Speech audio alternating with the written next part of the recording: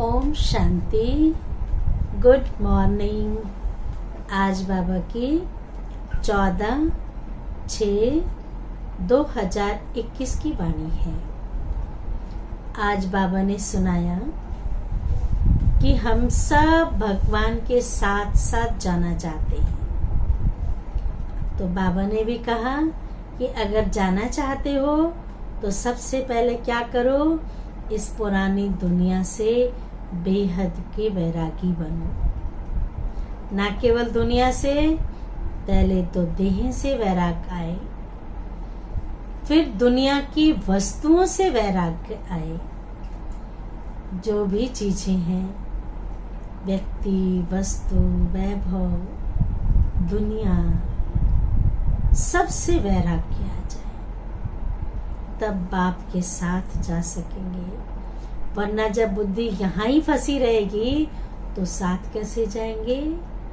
कहते हैं ना कि हलवा जब बनाते हैं तो जब हलवा भुन जाता है तो वो कढ़ाई छोड़ देता है। ऐसे ही हमें भी जब इस देह से वैराग्य होगा तब इस दुनिया से भी वैराग्य होगा।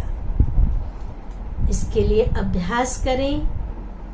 जब चाहे शरीर में आए, कार्य किया, कार्य पूरा हुआ, शरीर से डिटैच हो जाए। इस अभ्यास को बढ़ाना होगा। दूसरी बात बाबा ने कहा कि कई लोग कहते हैं कि भगवान ने यज्ञ रचा है, भगवान का कार्य चल रहा है, फिर इसमें विघ्न क्यों पड़ते हैं, क्यों समस्याएं आती हैं। तो बाबा ने बहुत सुंदर जवाब दिया कि जो भी यज्ञ रचा जाता है विघ्न तो पड़ता ही है। रामचंद्र जी ने यज्ञ रचा, उनके पुत्रों ने ही विघ्न डाला वहां पर, इसलिए उनके घोड़े को पकड़ के और बच्चों ने ही पकड़ लिया तो विघ्न डला ना। तो इसलिए इस यज्ञ में विघ्न तो पड़ने ही है, क्योंकि ये यज्ञ भगवान का रचा हुआ है। और रावण का राज्य है, तो रावण के राज्य में जब हम सब ईश्वर को याद करते हैं तो वो रावण विघ्न डालता है, अनेक समस्याएं पैदा करता है। इसलिए उन समस्याओं से घबराना नहीं है। उस पतित पावन दुनिया में जाना है, नई दुनिया में जाना है, स्वर्ग में जाना है। तो इस परिस्थितियों पर, विघ्नों पर विजय प्राप्त करना है। और साथ में तीसरी बात बाबा ने कही कि सदा स्वमान में स्थित रहो। स्वमान के आगे स्व नहीं हटाओ। अगर स्व शब्द हटा देंगे तो मान शान की इच्छाएं पैदा हो जाएंगी। इसलिए स्वमान में रहेंगे तो इन इच्छाओं से दूर रहेंगे, और स्व को हटा देंगे तो मान शान, महिमा, इन सब छोटी छोटी बातों के चक्रों में आ जाएंगे। तो अभी हम सुनेंगे बाबा की वाणी। मीठे बच्चे, बाप के साथ साथ तभी चल सकेंगे, बाप के साथ साथ तभी चल सकेंगे जब इस पुरानी दुनिया से बेहद का वैराग्य होगा। प्रश्न है, भगवान समर्थ होते हुए भी उनके रचे हुए यज्ञ में विघ्न क्यों पड़ते हैं? इसका बहुत सुंदर जवाब है, क्योंकि रावण भगवान से भी तीखा है। रावण राज्य है ना, तो रावण भगवान से भी तीखा है। जरूर जब उसका राज्य छीना जाएगा तो वह विघ्न डालेगा ही। रावण का राज्य चल रहा है ना, द्वापर युग से जो देवी देवताएं थे वो सब रावण के राज्य में आ गए। अब उसके बाद द्वापर कलयुग तो रावण के राज्य में रहे। अब संगम युग पर हम उस राज्य को छोड़ना चाहते हैं, उस रावण की बातों को भूलना चाहते हैं, दुनिया की चीजों को भूलना चाहते हैं, तो जरूर वो विघ्न डालेगा। किसी से बहुत दोस्ती किया हुआ हो और दूसरा दोस्त मिल जाए और पहले वाले दोस्त को छोड़ दिया जाए तो वो कैसे छोड़ने देगा। तो रावण के साथ भी ऐसे ही हुआ। द्वापर से हमने उसके साथ दोस्ती कर ली, विकारों के वशीभूत हो गए।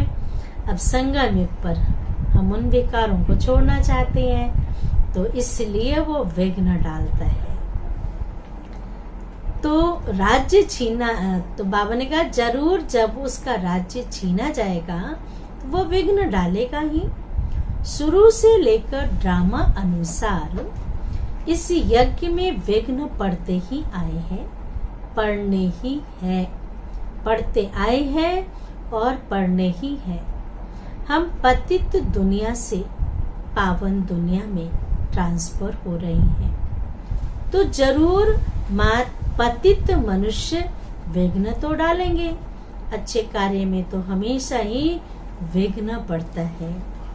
गीत है, ओ दूर के मुसाफिर हमको भी साथ ले चल, हम रह गए अकेले। अंत का समय है, भगवान को कहेंगे भगवान मुझे भी साथ ले चलो, आप आए हो हमें पता नहीं चला, हम रह गए अकेले। अब धारणा की पॉइंट सुनते हैं। ज्ञान और योग में मजबूत बनना है, ये हमारे जीवन की नींव है। अगर कोई बंधन नहीं है, ये लाइन ध्यान से सुनेंगे, अगर कोई बंधन नहीं है, कुमार है कुमारी है, बंधन नहीं है, तो जानबूझ के बंधन में नहीं फंसना है। बंधन तो दुख देता है ना, और दुखदायी चीज तो कभी सुख नहीं दे सकती है। तो बंधनों में जानबूझकर फंसना नहीं है। कोई बंधन नहीं है तो बंधनों में जानबूझकर फंसना नहीं है। बाल ब्रह्मचारी होकर रहना है। दूसरी पॉइंट है, अभी हमारी चढ़ती कला है। बाबा हमारे सब दुख दूर करने, चढ़ती कला है ना, कहते हैं चढ़ती कला तेरे भाने सर्व का भला। संगम युग है चढ़ती कला। बाबा हमारे सब दुख दूर करने, श्राप मिटाए वर्षा देने आए हैं। बाप और वर्षे को याद कर अपार खुशी में रहना है। जांच करनी है कि हमारा बुद्धियोग कहाँ बाहर तो नहीं भटकता है। जांच क्या करनी है? चौकीदार बिठा दो, अटेंशन का चौकीदार। हमारा बुद्धियोग कहाँ बाहर तो नहीं भटकता है। वरदान है, स्वमान में स्थित रह, देह अभिमान को समाप्त करने वाले। स्वमान में स्थित रह, देह अभिमान को समाप्त करने वाले सफलता मूर्त भव। विस्तार है, जो बच्चे स्वमान में स्थित रहते हैं, लाइन ध्यान से सुनेंगे, जो बच्चे स्वमान में स्थित रहते हैं वही बाप के हर फरमान का सहज ही पालन कर सकते हैं। हर फरमान का, हर आज्ञा का पालन कर सकते हैं। स्वमान भिन्न भिन्न प्रकार के देह अभिमान को समाप्त कर देता है।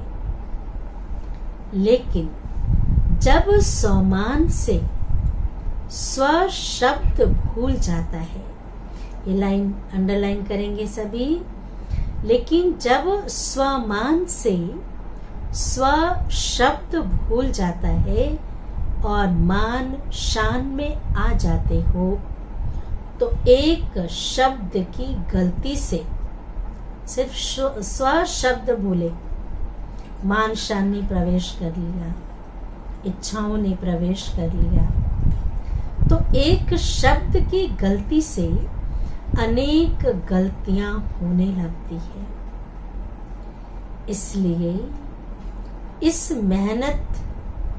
इसलिए मेहनत ज्यादा और प्रत्यक्ष फल कम मिलता है। द्रौपदी ने एक गलती की, अंधे की औलाद अंधा कह दिया, पूरा महाभारत तैयार हो गया। एक शब्द, स्व शब्द बोलने से गलतियों की लिस्ट लग जाती है। इसलिए मेहनत ज्यादा और प्रत्यक्ष फल कम मिलता है। लेकिन सदा स्वमान में स्थित रहो तो पुरुषार्थ व सेवा में सहज ही सफलता मूर्त बन जाएंगे। स्लोगन है, तपस्या करनी है तो समय को बचाओ। तपस्या करनी है तो समय को बचाओ, बहाना नहीं दो। बहुत बहानेबाजी करते, समय नहीं मिला, ये हो गया, वो हो गया। तो बाबा ने कहा बहानेबाजी नहीं करो। अच्छा, ओम शांति, ओम शांति, ओम शांति।